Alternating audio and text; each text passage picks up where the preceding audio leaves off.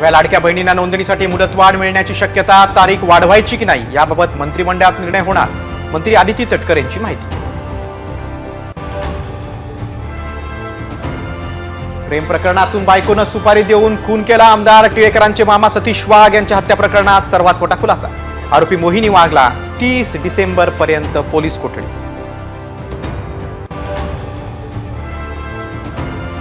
राजगुरुनगर 2 चिमुकल्या बहिणींच्या खुनानं हादरलं. पोलिसांकडून परप्रांतीय आरोपीला बेड्या, नराधमांना कडक शिक्षा द्या. नातेवाईकांचा आक्रोश.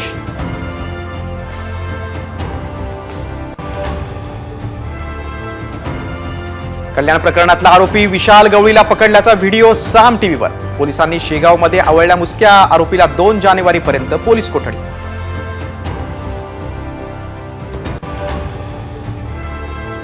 राज्यात आजपासून 4 दिवस 16 जिल्ह्यांमध्ये अवकाळी पावसाची शक्यता. पुण्यासह मध्य महाराष्ट्र, मराठवाडा, विदर्भात पावसाचा इशारा.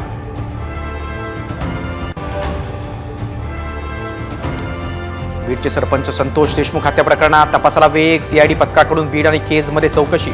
आरोपींना फाशीची शिक्षा द्या. धनंजय मुंडेंची मागणी.